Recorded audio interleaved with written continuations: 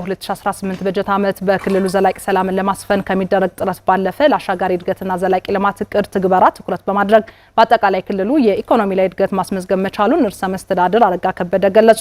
ርዕሰ መስተዳድሩ በአማራ ክልል ምክር ቤት 12ኛ መደበኛ ጉባኤ የ2018 በጀት ዓመት እቅድ አፈጻጸምን ሪፖርት አቅርበዋል። የጉባኤውን የመጀመሪያ ቀን የስካውን ቆይታ በተመለከተ ደግሞ መረጃዎችን ሊያጋራን ዘጋቢያችን አብዮት ከፋለ በቀጥታ መስመራችን ላይ ይገኛል። ወደሱ ነው የማልፈው። አብዮት እንደምን ውለሃል? የአማራ ክልል ምክር ቤት የግማሽ ቀን ውሎ ምን ይመስላል? አጠቃላይ ያሉትን መረጃዎች መቀጠል ትችላለህ።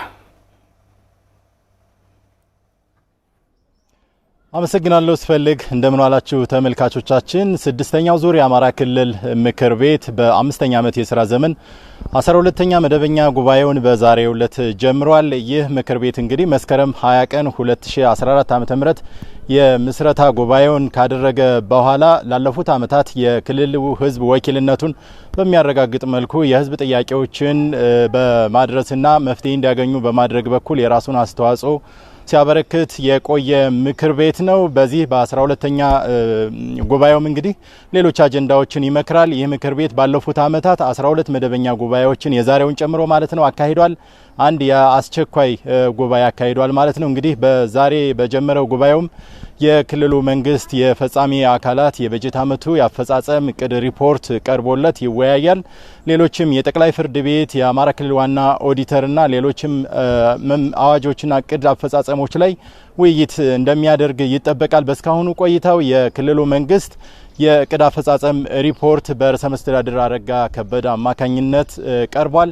በዚህ ሪፖርት እንግዲህ በተለይም የክልሉ መንግስት የትኩረት አቅጣጫዎች የ25 ዓመት የአሻጋሪ እድገትና ዘላቂ ልማት እቅድ ወጦ የ5 ዓመት ስትራቴጂክ እቅድ ወጦለት የ2018 በጀት ዓመት የመጀመሪያው የእቅዱ ማለት ነው አፈጻጸም ነው። እንግዲህ በዛሬው ዕለት በሪፖርቱ ትኩረት አድርጎ የቀረበው በዚህም የመንግስት የትኩረት ነጥቦች የሆኑት የክልሉን ምርትና ምርታማነት ማሳደግ፣ የስራ ዕድል ፈጠራ እንዲሁም የኑሮ ውድነትና የዋጋ ግሽበትን ማረጋጋትና ሌሎችም በተለይም የውጭ ንግድን በሀገር ውስጥ ምርቶችን በሀገር ውስጥ መተካትና የውጭ ንግድን ማሳለጥ የውጭ ምንዛሬን ማሳደግ ላይ ትኩረት አድርጎ ሲሰራ መቆየቱን ርዕሰ መስተዳድር አረጋ ከበደ በሪፖርታቸው ገልጸዋል።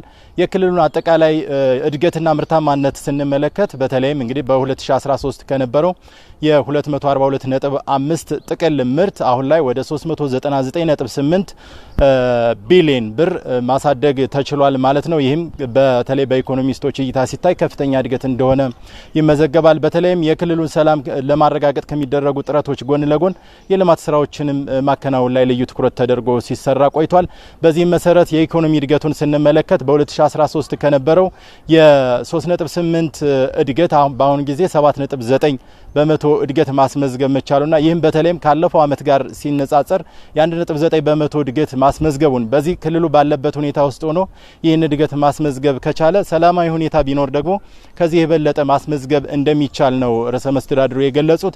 በተለይም በሌሎች ዘርፎችም የስራ ዕድል ፈጠራንም ብንመለከት 1.3 ሚሊዮን ወጣቶችን የስራ ዕድል መፍጠር ተችሏል። ከዚህ ውስጥ 80 በመቶ የሚሆኑትን በቋሚነት ታስበው ነበር። ነገር ግን 74.4 በመቶ የሚሆኑትን ቋሚ አድርጎ ማሳካት ተችሏል። ይህም ውጤታማ መሆኑን ነው የገለጹት።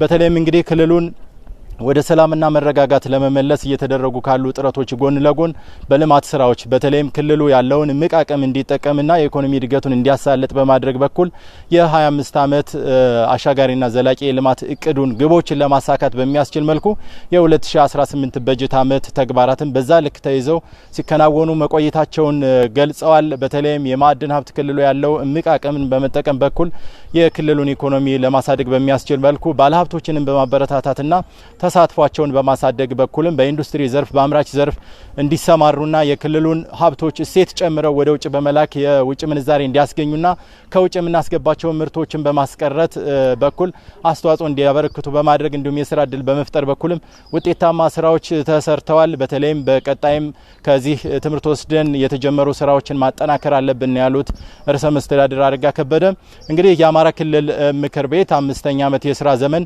12ኛ መደበኛ ጉባኤውን በሌሎችም መርሃ ግብሮች የሚቀጥል ይሆናል። የክልሉ ምክር ቤት ያለፉት 5 ዓመታት አፈጻጸሙም ቀርቦ ውይይት ይደረግበታል ተብሎ ይጠበቃል። የአማራ ክልል ጠቅላይ ፍርድ ቤት የ2018 በጀት ዓመት የዕቅድ አፈጻጸም እንዲሁ ውይይት ይደረግበታል። ሌሎችም አጀንዳዎች ላይ ለሚቀጥሉ 3 ቀናት እንደሚቀጥል ነው የተገለጸው። በቀጣይ የዜና ወጃዎቻችን ደግሞ ሌሎች የሚነሱ ጉዳዮችን ጨምረን በዝርዝር ወደ እናንተ የምንመለስ ይሆናል።